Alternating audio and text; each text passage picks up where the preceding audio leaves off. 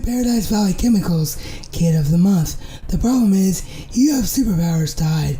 So if you're Alex Mack, how do you get yourself out of this sticky situation?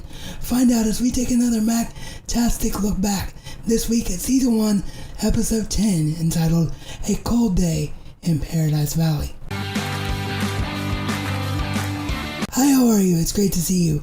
I'm RazMansReality, here to alter your reality with another video on the secret world of Alex Mack, A Cold Day in Paradise Valley. So if this is your first time here and film, TV, and comics is your passion, then be sure to hit that subscribe button and ring that bell notification icon so that you won't miss out on any of the future geek-tastic fun.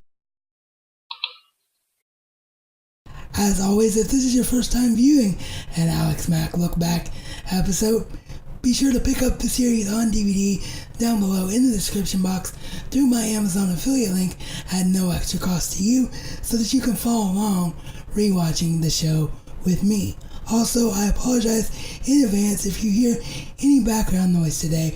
My dog may be barking in the background at our grass getting mowed, and I have not tested the capabilities of this new microphone in this new home since then, with the ability of blocking out background noise.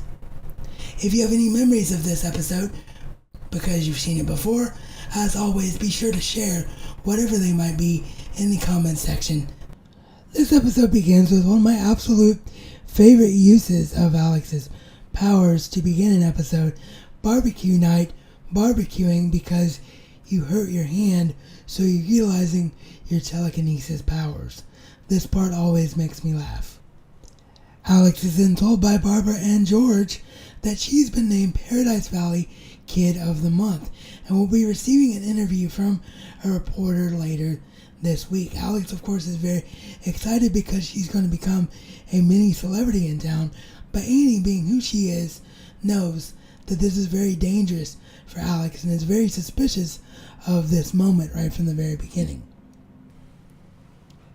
And of course, her suspicions are proven correct as we see Vince here at the Paradise Valley chemical plant with a disgraced reporter by the name of Flack, which I thought was very curious writing. Looking back on the episode, Flack, Mack, not much creativity going on there.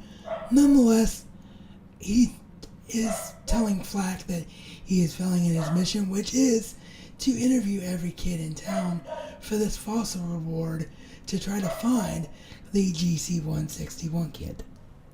We flash back to the Macks where once again Annie is desperately and smartly so trying to caution Alex of how aware she needs to be of the danger of this situation. Alex and Ray are walking to school and Ray is sick with a cold, and because Alex is in contact with him, that could be very dangerous and very important for her later on.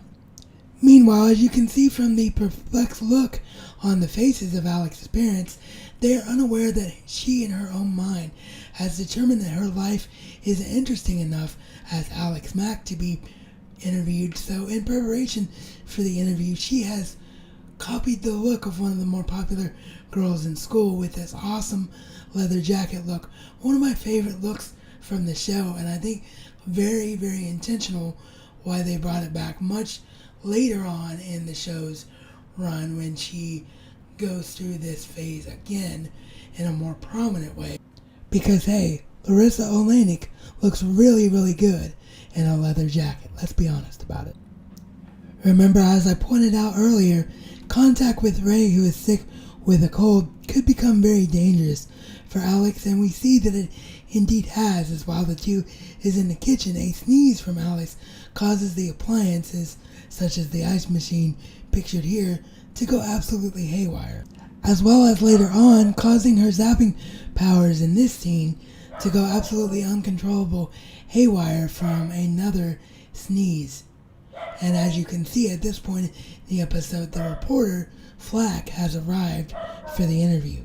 Realizing the severity of what has happened, Alex takes Flack into the garage, trying to convince him that what he just witnessed was a freak occurrence. However, is not helped by the situation at all, as well as in the garage, she sneezes again and causes the train to go haywire.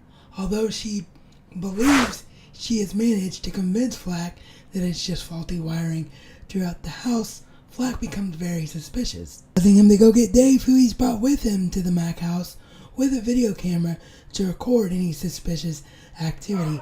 Thankfully, Ray, Annie, and Alex have all kept an eagle eye on the situation, and Ray goes out and manages to convince Dave that Vince needs to get to a better angle and leave the camera behind with him while he scouts out a different location. Ray is then able to take the tape out of the video camera. As this is going on, Alex has gone up to her bedroom with Annie to try to get cold medicine to counteract the cold because it's causing so much problems. Flack immediately goes up the stairs to look for Alex, suspicious that she's been gone for far too long, causing Alex here to have to utilize her morphing powers to hide under the bed. Although convinced successfully to leave the room with no real need to be any more suspicious, as Alex then returns downstairs with a sweater on to close out the interview, quote unquote, Flack is determined that he has found his kid and goes to Dave and orders Dave to return with him to Paradise Valley Chemical. Dave, just before this, had electrocuted himself up on the roof, hence the funny, disheveled look. But of course, upon returning, Vince does not believe Flack, as he has no evidence, as the videotape was not inside the camera. Flack becomes frustrated enough to retire in disgrace, as we see the two girls laughing about the disgraced reporter that they just barely managed to foil. This was one of my favorite episodes of season 1 because, again, picking up on what I mentioned in the last review, which was 2 weeks ago due to circumstances, this showed the powers utilized a lot more and showed the fallout that comes from when the powers are used in precarious situations, which I think makes for far better episodes. Be sure to hit that round subscribe icon on the screen right now if you haven't already done so that you will continue to have your reality altered on all things film, TV, and comics, and not miss out on any future geektastic fun. And as always, this has been your RazMansReality Check.